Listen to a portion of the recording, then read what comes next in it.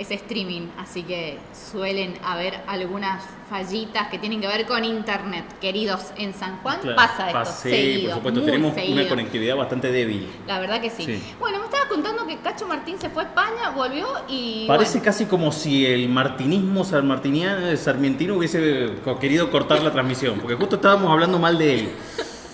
No, no hablamos mal de nadie, pero describimos situaciones. En este caso lo que venía diciendo era que Cacho Martín, Mario Martín, el intendente de Sarmiento, había venido de España, se había reunido con Hensel de alguna manera había acunado su regreso, su retorno a la política y lo había impulsado y propulsado también a la intendencia de Sarmiento.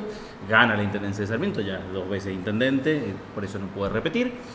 Y hay un quiebre. Cuando se produce el quiebre, dicen desde el genselismo, bueno, hubo un acto en una plaza y era el primero después de haber asumido y no lo llamaron a Hensel directamente. Él había hecho la plaza, Martín la estaba inaugurando y no lo llamaron. le sacaron el anillo así. Básicamente, y esto se repitió.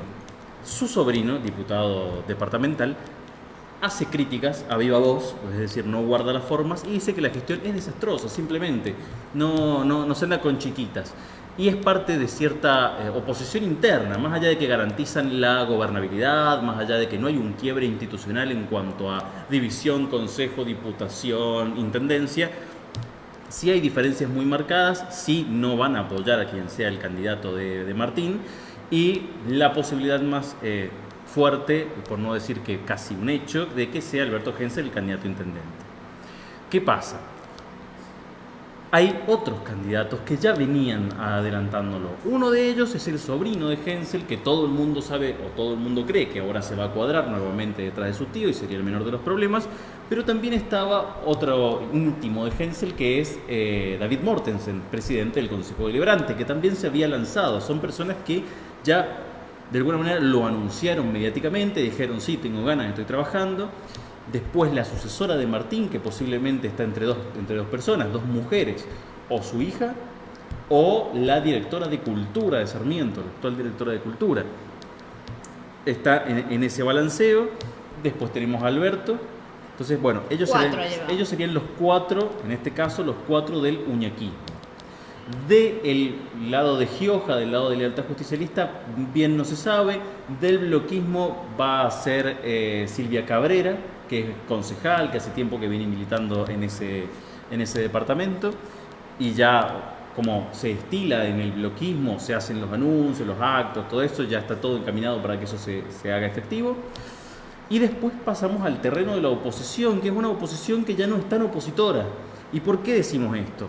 Porque en el 2019, cuando se presentan varios candidatos a intendente, está Martín, está José Luis Furio, o Furió, no sé cómo se pronunciará bien el apellido exactamente, y Mauro Carelli del PRO. Entonces teníamos a Martín, que es el que gana, Carelli, que sale segundo, y Furió, que sale tercero cómodo. Y hizo la mejor elección del partido ADN. Hubo movimientos del 2019 hasta acá.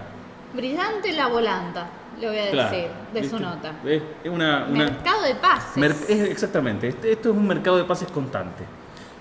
¿Qué pasa en Sarmiento? Bueno, lo primero que pasó es que José Luis Furió, que estaba en ADN, en Acción para una Democracia Nueva, de Martín Tucumán, pasó a Juntos por el Cambio. Pasó a la militancia con Orrego, dice, bueno, a mí me conoce mucha gente, la verdad que puedo aportar, y puedo aportarle ¿a quién? A Mauro Carelli, que es del PRO, un médico muy conocido de Sarmiento. Pero ¿qué pasa con Mauro Carelli? Y hubo ofrecimientos del uñaquismo y del giojismo para que se pase de bando, mucho más fuertes del uñaquismo, el ofrecimiento hay que decirlo. ¿Y qué pasa con el hombre? Lo está analizando. Ese es el problema, que ahora la principal figura de la oposición en Sarmiento está analizando pasarse al uñaquismo. De manera que debilita de una manera muy fuerte el armado opositor. Y claramente.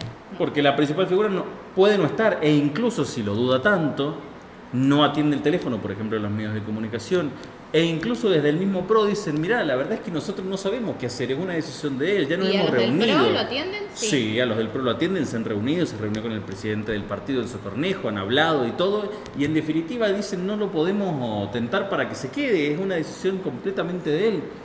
Entonces, si él ve la posibilidad de ganar dentro del sublema que sea del San Juan por Todos, que es el ex Frente de Todos, y posiblemente se cambie. Y es una decisión muy fuerte, teniendo en cuenta que del otro lado, además de la sucesora que determine Cacho Martín, se encuentra la figura de un ministro con exposición, de un ministro fuerte, de uno de los ministros políticos de Sergio Uñal. Sí. Es una decisión muy Completamente. compleja. Y que todo el tiempo Y que te puede dejar sin nada también.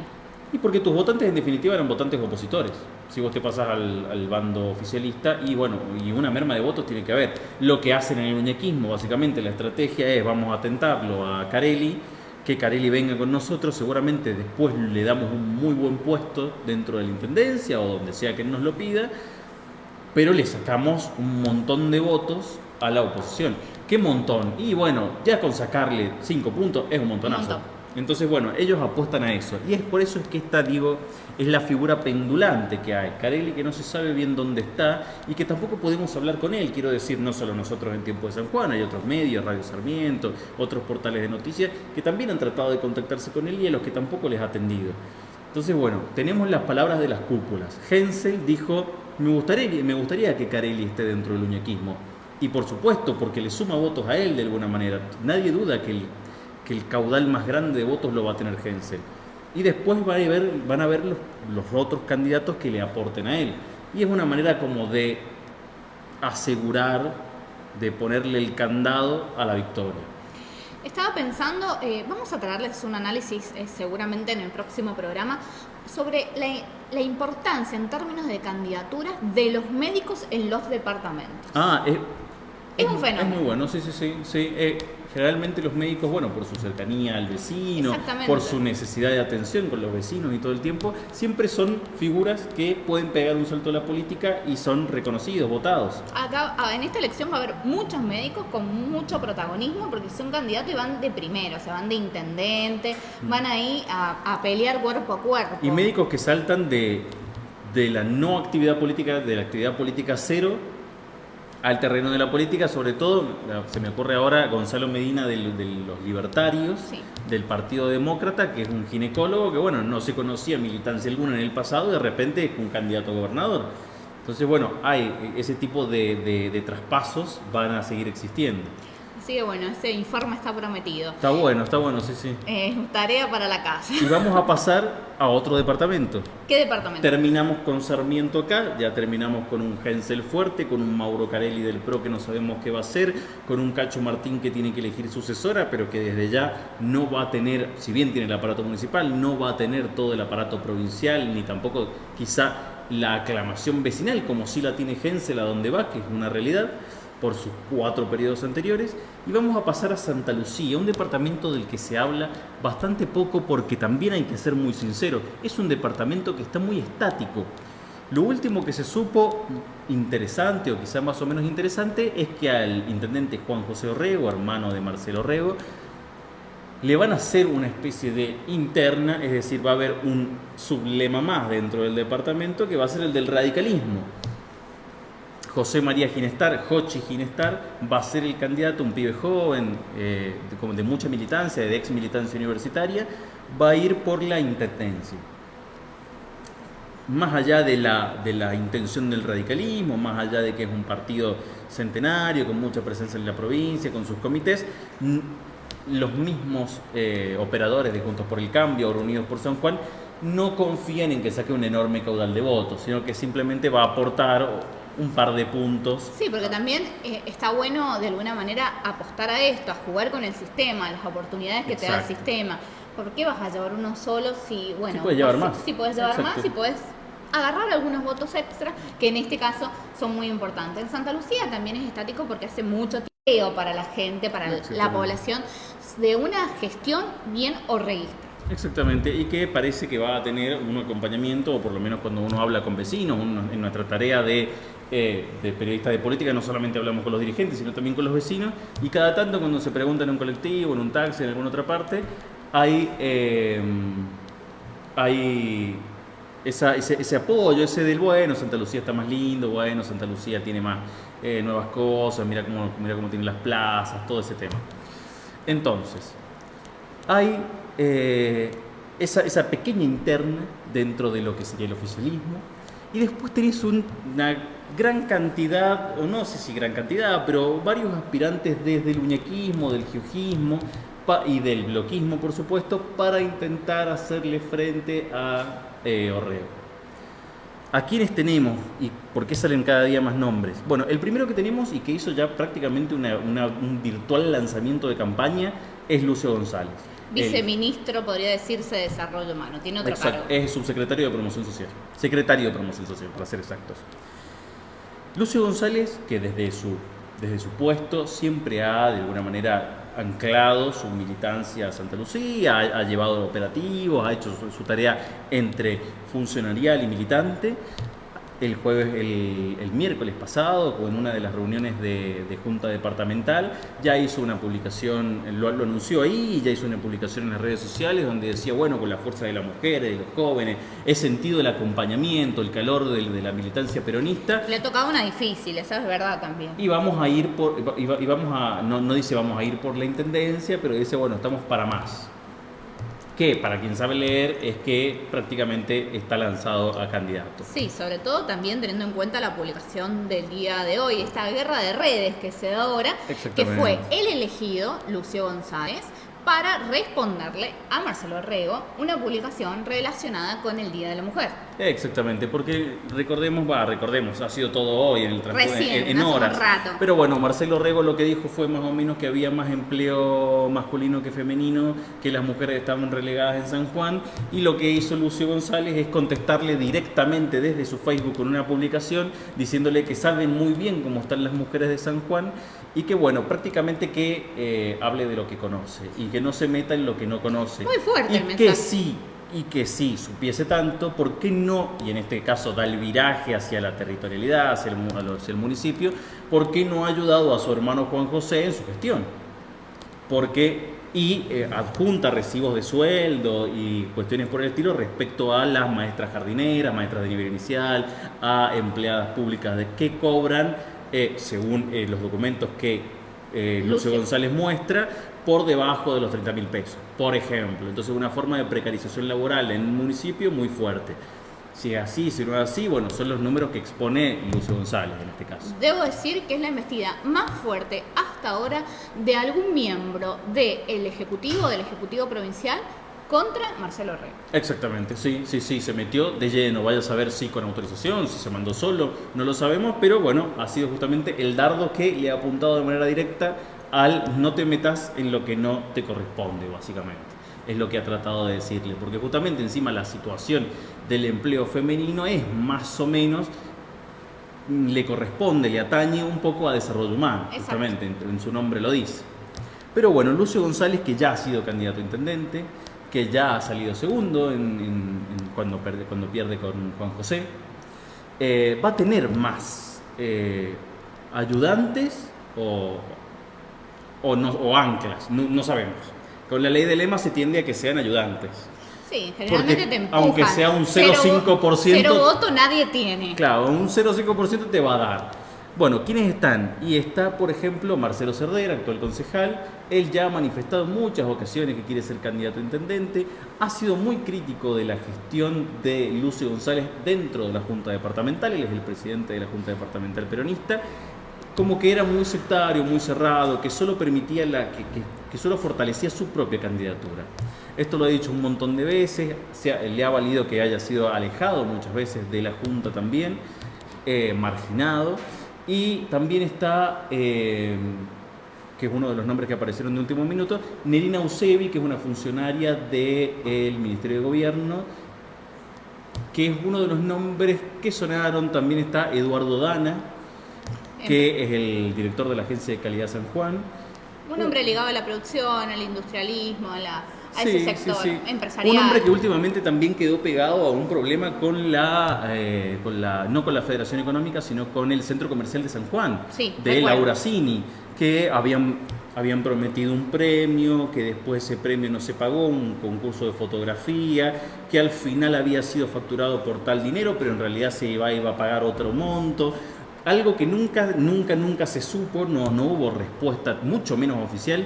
Yo en ese momento traté de consultar con el mismo Dana, no atendió el teléfono, no contestó los mensajes. Y bueno, da como... Pero el Ministerio de Producción lo respaldó y dijo, bueno, acá estamos, vamos a darle aire. Y hoy es uno de los potenciales candidatos. Incluso esta mañana en declaraciones radiales dijo, bueno, vamos a ver quién es el que mide mejor y también vamos a jugar. El tema, bueno, es que Eduardo Dana mida, básicamente. Son muchos. ¿Cuántos me has nombrado? 4. 4 y falta uno del giojismo, porque el giojismo lo que dice es, bueno, nosotros vamos a impulsar a un exministro nuestro, que ya fue candidato, que ya salió segundo, que por lo menos está instalado, que es el exministro de Desarrollo Humano, Daniel Molina, que es el único, según dice el giojismo, el único ministro que tiene la capacidad de ponerse sobre la espalda una campaña, porque el resto son asesores, más de nivel técnico que otra cosa. Entonces tendríamos, en cambio, San Juan, 2 candidatos. Juan José Orrego y el candidato radical. José María Ginestar. Sí. Y dentro del frente San Juan por Todos tendríamos Lucio González, Nerina Usebi, Marcelo Cervera, Eduardo Dana. Y bueno, por supuesto Daniel Molina, que vendría. Y un sexto, que es Juan Sancasar. La verdad que son varios. Del bloquismo. 6. Son 6. Vive en mi barrio, San Casar. Ya San Casari puede tener una votante o no. Así que bueno, veremos. Vamos a pasar a otro departamento, el último antes de recibir a nuestra invitada del día de hoy. Vamos a hablar sobre Capital, departamento que tiene más candidatos ahora que Rawson prácticamente. Claro, si porque la oposición aceleró un montón y empezó a meter candidatos ahí. Si contamos todos, la verdad, con la oposición, en este momento diríamos que tiene más candidatos que Rawson. Claro, bueno, habría que ponerse a contar fijamente, pero sí, es verdad. Podemos hacer la ahí oposición tiene casi unos 10 candidatos. Un pequeño mapeo. Pero vamos a empezar por una noticia de último momento que tiene que ver con la estrategia, ¿no? Con la estrategia que se va planteando y que se va yendo y viniendo en estos últimos días previos al 25 de marzo, que es el día en el que se tienen que oficializar las candidaturas en los departamentos para concejales. Va a ser un lío eso cuando afilen el lápiz y empiezan a colocar los nombres. Va a ser un lío para nosotros. No sé cómo vamos a hacer, pero más o menos yo calculo que el 25 de marzo en la tarde-noche van a estar definidos todos esos nombres, porque siempre que se definen nombres para concejalías, por ejemplo, hay problemas porque todos quieren estar, todos quieren quién va que les den primero, un quién va lugar, segundo. Ahora con el CIPAD es más complejo porque es proporcional de cada lista, dentro de cada sublema también. Entonces, bueno, es como, bueno, las peleas van a ser más encarnecidas de alguna manera. Sí, va a ser esa pelea, como les digo, de último momento, pero bueno, lo van a tener más los intendentes, que son los que están jugando ahí en general a repetir, aquellos que pueden, ¿no? En Capital, dentro del Frente San Juan por Todos, tenemos ¿qué candidatos confirmados? Emilio Baistrocchi, que va por la reelección. La semana próxima probablemente se inaugure la sede de Emilio Baistrocchi en el departamento Capital. No sé cuál será la localidad elegida, eso es muy importante. Es importante, sí, sobre todo, y también que tenga una sede, porque sería una sede autónoma a las 4 juntas departamentales. Exacto. Bueno. Todavía están eligiendo la sede. Bien. ¿Tenemos a qué otro candidato? Carlos Lorenzo, Perfecto. asesor letrado del gobierno de San Juan. Ya tiene su sede, ya tiene muchos militantes del arandismo, del viejo arandismo, ahora militan con el señor Carlos Del viejo Lorenzo. arandismo, del viejo elizondismo. ¿Se acuerda de esa interna? Por ejemplo, Raúl Tello es parte de la campaña y él había sido también parte de la campaña de Dante Elizondo. Exactamente. Tenemos a Carlos Lorenzo también, tenemos a Leonardo Gioja, del giojismo. Tenemos también a la candidata del bloquismo, Graciela Caselles, por el momento. Sí, esta mañana pasé, o sea, sé que esto es una información que parece vaga, pero pasé, vi por la calle Entre Ríos un cartel grande que dice hagamos de Capital una gran ciudad y bueno, sale la sede Caselles con un corazoncito, partido bloquista. Si bien trata hay muchos... ¿Te gusta despistar a Graciela? Sí, y todo el tiempo, y salen notas de Graciela se presenta, y por el momento sí, digamos, para clarificar un poco el panorama. Por el momento, Graciela Caselles es candidata. Llevamos esos 4 que son los conocidos, que la verdad llevan, el intendente obviamente, Lorenzo viene con un tiempo de instalación ya, hace bastante que lo viene diciendo, finalmente se concretó, una fuerza importante, desplegada en los territorios, con muchos militantes, como dijimos, del arandismo, del viejo Dante Elizondismo. Claro. Un estilo muy noventero, incluso en su jingle es como muy noventero todo ahí. Y de una crítica de, sí ha crecido la capital, pero ha crecido de manera dispareja, podemos hacerlo mejor. Trata de no salir a echar a Baistrocchi, pero es el que más le pega incluso le pega más que la oposición. Claro. Eso es algo que, bueno, estuvimos charlando ayer en Para en las Rotativas. Los invito a ver la entrevista que está publicada en Tiempo de San Juan. Y bueno, tenemos a Leonardo Gioja del Giojismo, justamente, que ya ha lanzado su candidatura, está oficializada. Allí en la sede hubo mucha gente presente. Y ahora parece que va a haber una quinta lista. ¿Una quinta lista autónoma o dentro de alguna de las mencionadas? Dentro del Giojismo. Bien, bien. Dentro del Giojismo. ¿Y qué va a agarrar? ¿Qué parte ahí? Y va a agarrar una parte del electorado que la verdad no estaba 100% contemplada en la lista peronista. Bien. Y tiene que ver con esos sectores más progresistas, más ligados al kirchnerismo, más ligados a la izquierda, que no estaban representados en estos candidatos. Eso es lo que buscan, es el perfil que están buscando para este candidato que va a presentar el giojismo en las próximas elecciones a intendente de la capital. El nombre todavía no lo dice. Hay algunos allí dando vueltas. ¿Cuál es su especulación? A mí se me ocurría porque digo, bueno, el PTP es un gran aliado del giojismo, lo ha sido durante todo este tiempo, entonces es parte, sin ser parte de Lealtad Justicialista, porque es un partido autónomo, pero lo ha ayudado siempre a José Luis Gioja, y se me ocurre que puede ser Federico Agüero, que es joven, es de izquierda, no está disconforme con el kirchnerismo. Justamente el PTP, el Partido del Trabajo y del Pueblo, siempre ha sido afín al kirchnerismo. Entonces, bueno, puede ir por ese lado, aunque, y esto a título personal, yo no sé qué tan factible sea una opción de izquierda en la capital sanjuanina, donde generalmente predomina la derecha. Pero para mí es una movida muy inteligente. Muy inteligente, porque la verdad que era la opción que le faltaba para presentar dentro de esta nómina de candidatos. ¿Y quién agarraba por izquierda de ahí, de esos candidatos que hemos nombrado? La verdad que ninguno. ¿No? Ninguno. Entonces, bueno, en esta elección, que es muy reñida, una elección muy complicada, Capital es un territorio siempre bastante esquivo para el peronismo, a pesar de que para atrás... que lo viene gobernando hace mucho, sí. A pesar de que para atrás tenemos 2 veces a Marcelo Lima como intendente de la ciudad de San Juan, después a Franco Aranda y a Emilio Baistrocchi. La verdad que hace bastante tiempo que viene la ciudad de San Juan manejada, sí, por el peronismo, pero es un territorio difícil. Siempre está como ese miedo, pero en esta elección perdemos, perder, claro, siempre ahí estamos ahí. Eso es lo que dicen desde adentro. Y bueno, en este caso... Sobre todo ahora que hay una ola nacional de que con el debilitamiento de la gestión de Alberto Fernández, con el problema que hay entre el kirchnerismo, el acuerdo que puede llegar a haber o no con Sergio Massa para su candidatura presidencial y todo eso, que las figuras de Capital como Colombo, como Cornejo, incluso como Gerardo Cáceres, que puede estar o no dentro del PRO oficial, se anclan a referentes nacionales que tienen buena imagen, como Horacio Rodríguez Larreta, como Patricia Bullrich, como Martín Lustó. Entonces, bueno, está ese miedo de que la ola nacional, que parece que va a ser adversa para el peronismo, también golpee en la capital sanjuanina. Y claro, y sobre todo porque la estrategia que se observa de la oposición tiene que ver un poco con esto, tiene que ver con mostrar a sus referentes nacionales, referentes que ahora tienen números y porcentajes de validación, de aceptación muy altos ante la gente, y bueno, tiene que ver con esto, mostremos nosotros que podemos. Claro, y justamente es entre lo que puede haber hecho Baistrocchi, entre la crítica y la promesa que pueda tener Carlos Lorenzo, y entre la promesa y las ganas y el que, bueno, hace mucho tiempo que vienen empujando de Juntos por el Cambio, ahora Unidos por San Juan. Son como las 3 fuerzas que se van a conjugar ahí. Después va a haber otros candidatos más marginales. No me atrevería a decir que el bloquismo es tan marginal por una cuestión de que los mismos bloquistas siempre te dicen, bueno, mira, la verdad que cada vez que nosotros metimos gente en la lista, al intendente le fue mejor. Y podemos demostrarlo con números y podemos demostrarlo con cantidad de bancas ganadas. Cada vez que el bloquismo metió gente, mínimo metió 2 concejales. Interesante va a ser si está allí presentándose Graciela Caselles, si también se presenta Enrique Conti, cómo va a ser esa disputa de votos bloquistas. Habría que ver, supuestamente con el anuncio y la oficialización de Susana Laciar en Unidos por San Juan, Enrique Conti se daba de baja y se plegaba a estar detrás de Susana Laciar y apoyarla a ella.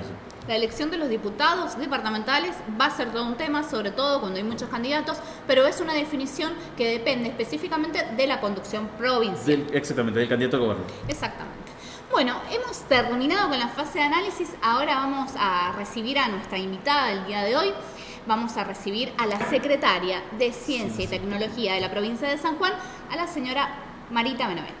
Está allí colocando está su llegando, teléfono. acabo de dejar el celular en la cartera Esto es streaming, así que es así. Ahí estamos. Pase. Ahí El formato estamos. es ingresa a la Exactamente. pantalla. ¿Cómo va? ¿Cómo estás, Marita? ¿Qué tal?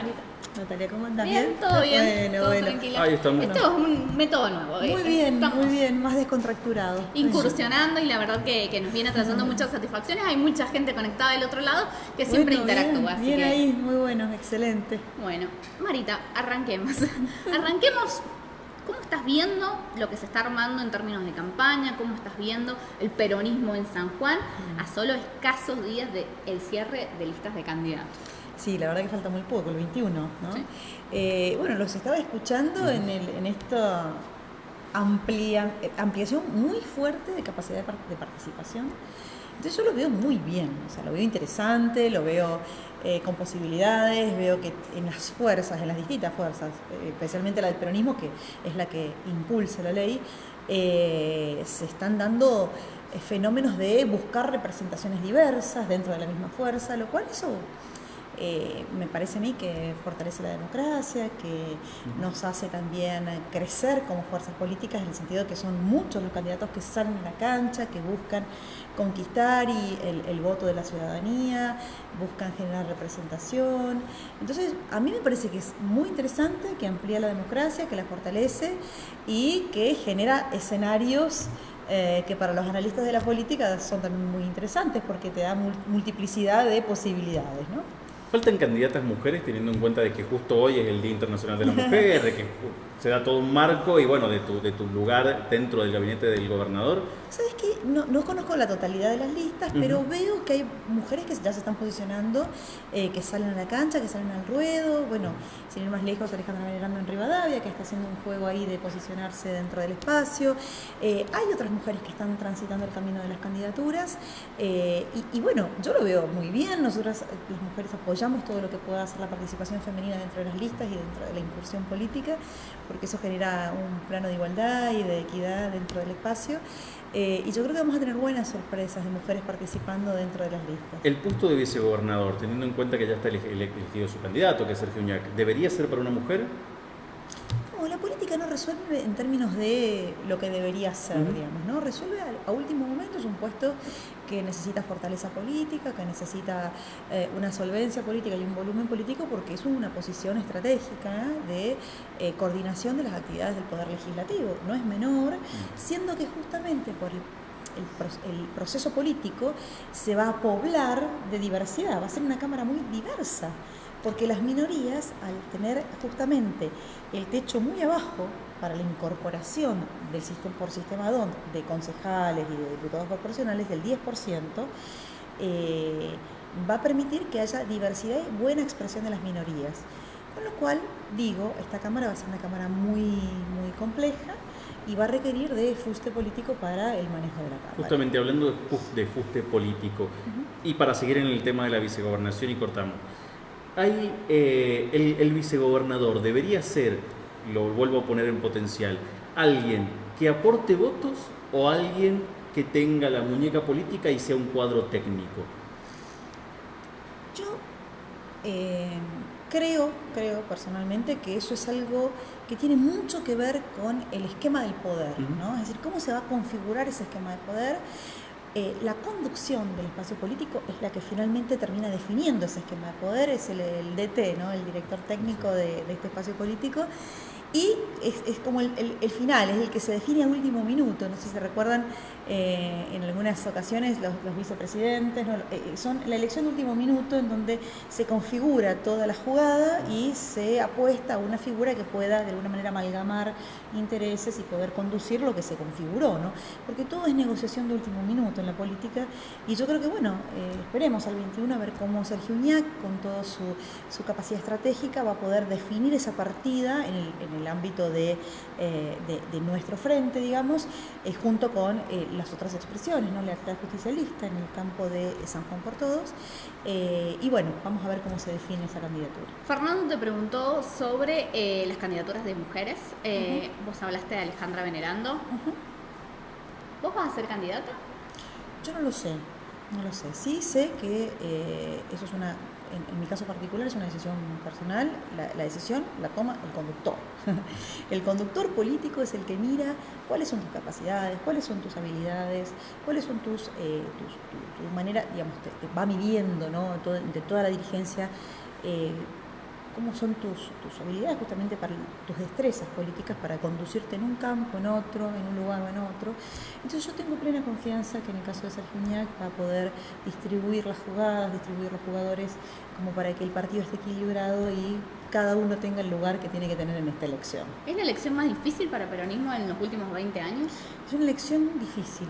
No sé si la más difícil. El peronismo ha tenido muchos desafíos. Siempre decimos que nunca le fue fácil al peronismo conquistar el poder. Nunca fue algo sencillo, ni aún teniendo viento de cola con gobiernos nacionales y populares que acompañaban. Elección difícil fue cuando ganó Macri y tuvimos un gobierno provincial de otro color. Siempre el sanjuanino acompañaba el color político del gobierno local con el gobierno nacional. Siempre votaban en sincronía. Fíjate que se rompió esa sincronía en el 2015. Sergio Uñac tuvo un escenario muy difícil de tener que gobernar una provincia con un gobierno nacional de signo contrario, y bueno, resincronizamos en el 2019, pero bueno, la pandemia y todas las circunstancias que vinimos arrastrando de ese gobierno de Macri hicieron las cuestiones muy complejas también, muy complejas. Entonces no hay escenario fácil para el peronismo en esta elección, tampoco en las anteriores, y bueno, y como siempre esta fuerza está decidida a conquistar el poder, poniendo al servicio de la ciudadanía un proyecto y una causa. Nosotros no estamos, digamos, en esta fuerza política porque nos muevan cuestiones que no tienen que ver con las convicciones y la causa. Y la causa sigue siendo la de la justicia social, sigue siendo, es decir, no es una causa muerta, no es una causa vegetada, al contrario, es una causa muy vigente. Y estamos para ofrecer a la ciudadanía un programa de gobierno con predecibilidad, con mucha responsabilidad, porque son tiempos donde el discurso de la responsabilidad tiene que imperar frente a lo que ha producido la pandemia, un dislocamiento psicosocial, un desafío humano, cultural, ¿no? Un cambio de época, un cambio de paradigma donde hay visiones apocalípticas y sentimos mucho miedo porque nos enfrentamos muy cerca a la muerte, y eso no ha terminado. Esas sensaciones, ese alejamiento de las lógicas económicas, por ejemplo, de producción, cuando nos tuvimos que quedar en la casa, de repente estábamos desacoplados de la lógica de producción, siempre nos vestíamos, íbamos a trabajar, hacíamos lo que teníamos que hacer, y de repente era aprender la compu. Exacto. Avanzó la naturaleza, empezamos a darnos cuenta de algunas cosas, y eso está todavía en nosotros. Las sociedades no se prenden ni se apagan, las sociedades sufren transformaciones y estamos frente a un cambio de época donde gobernar las sociedades es muy complejo. Hablabas de la decisión del conductor, de su claridad en este caso, o que en el peronismo es bastante verticalista y es el conductor el que tiene la última palabra. Vos provenís, al menos en tu historia reciente, de sectores del kirchnerismo y decidiste apoyar e incluso decidiste ser funcionaria de Sergio Uñac, que él quizá no era tan afín a ese estilo. ¿Por qué decidiste eso? Sergio Uñac convocó a todo el kirchnerismo.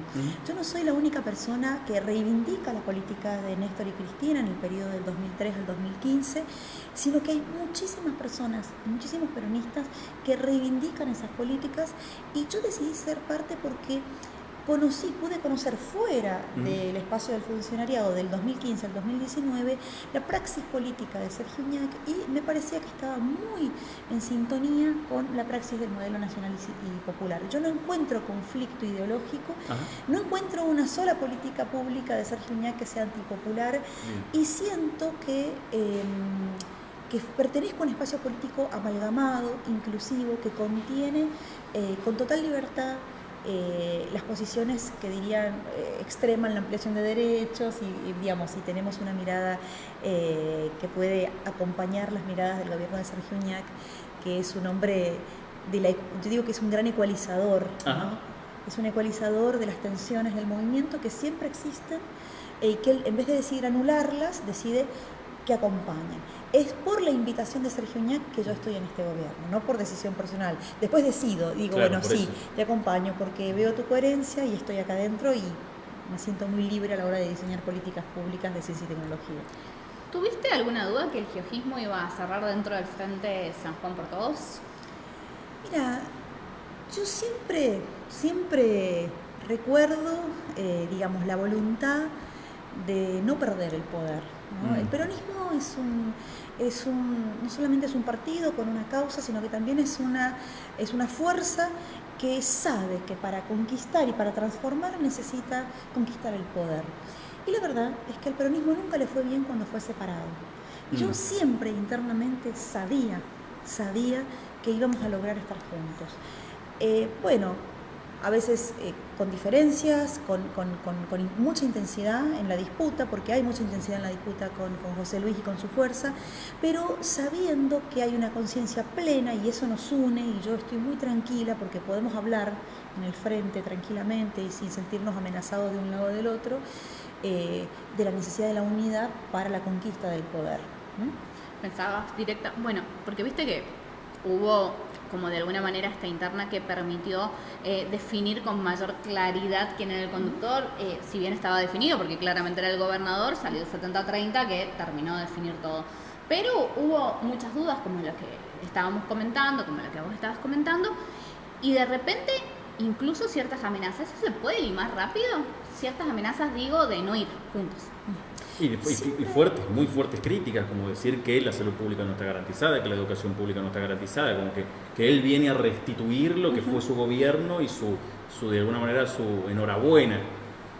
Bueno, yo ahí, frente a esa tensión interna, que es una tensión que también disputa representación, porque fíjate que la Fuerza de Lealtad Justicialista disputa representación en el sentido de volvamos a ser lo que fuimos, con un fuimos reivindicativo, y Sergio Uñac dice avancemos hacia el futuro, que necesitamos seguir conquistando esos espacios que nos queda por conquistar, garantizando con la garantía de todo lo que ya hemos hecho. Entonces disputan representación dentro del frente, pero la ciudadanía nos ve como una misma fuerza. Es muy difícil vernos separados, hemos hecho muchas cosas juntos. Y yo creo que si los discursos de alguna manera se acomodan en un carril donde no se vuelve esquizofrénica, digamos, el mensaje, donde parecemos tan peleados que no parecemos que somos del mismo frente, y se amalgama y se ecualiza esos discursos, yo creo que va a ser una buena oferta electoral de nuestro frente hacia una ciudadanía que nos mira y que va a ver distintas ofertas electorales y va a elegir por la que más le convenza, tan natural como eso y tan democrático como eso. O sea que yo estoy muy tranquila en ese sentido. ¿La oposición tiene algún proyecto? Porque muchas veces muchos funcionarios dicen, bueno, que vengan y que nos muestren qué es lo que quieren hacer con San Juan. ¿Vos crees que tienen un proyecto sólido, cuanto menos enunciable, digamos, que pueden materializar alguna vez?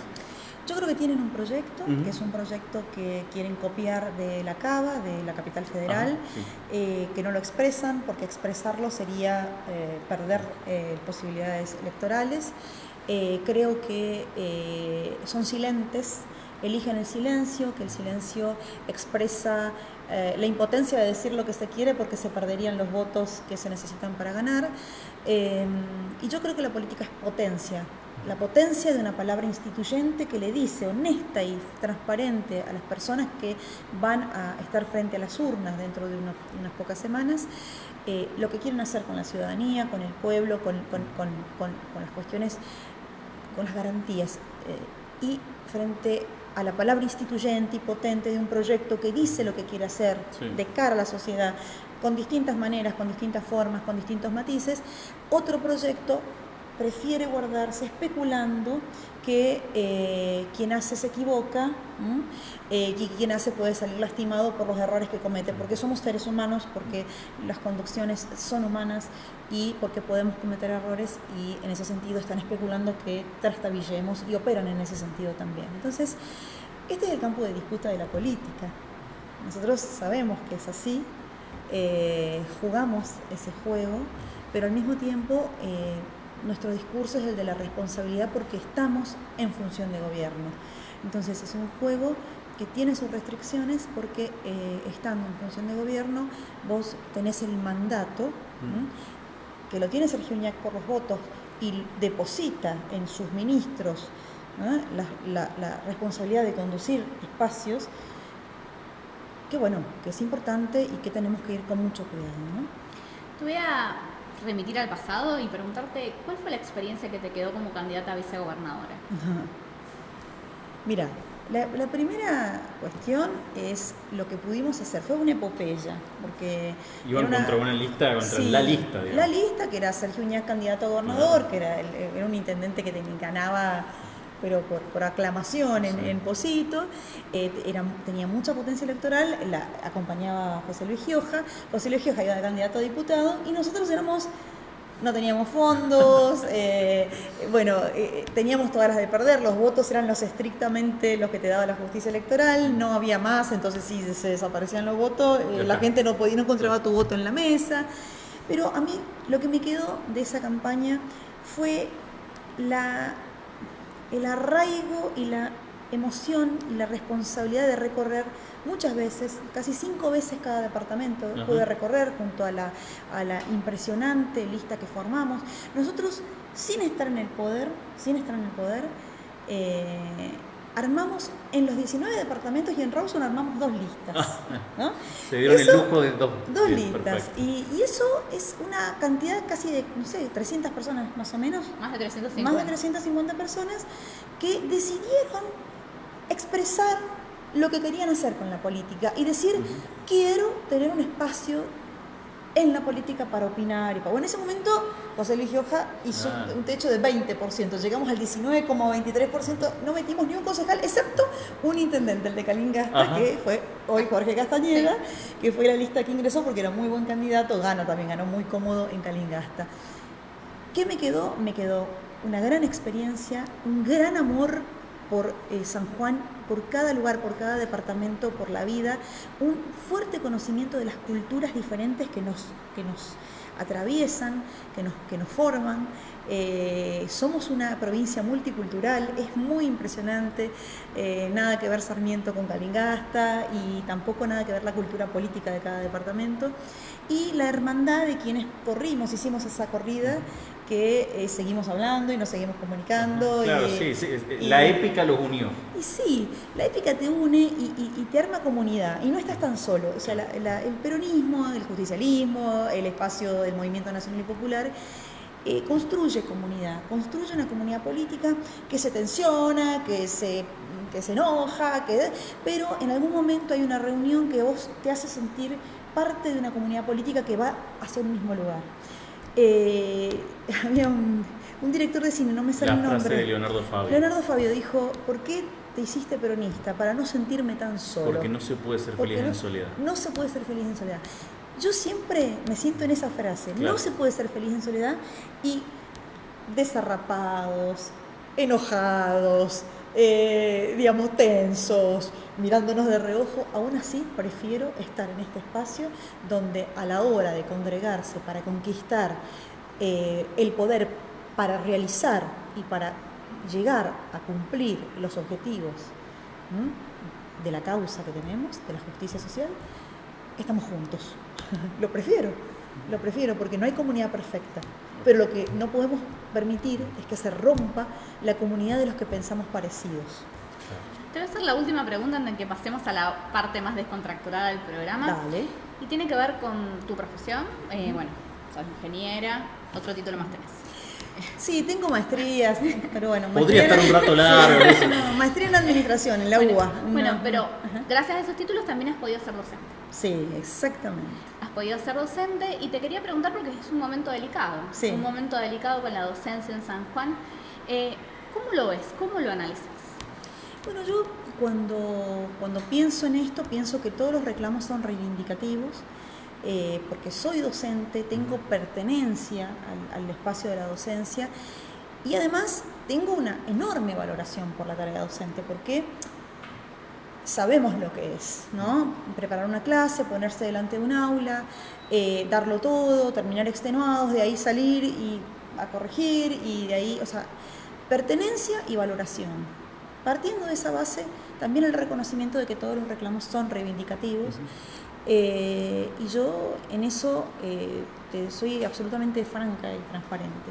Ahora bien, como docente, mientras yo doy clase, mi sindicato está peleando una paritaria para que a nivel nacional y a nivel provincial podamos tener mejor ingreso, es decir, un salario digno. Y eso está muy bien. Yo delego en mi sindicato, no delego, en realidad digo, señor sindicato, usted es quien me representa a mí en esa lucha para que mi salario sea digno. Y el sindicato es una institución de la democracia y la paritaria es una institución de la democracia. ¿Por qué?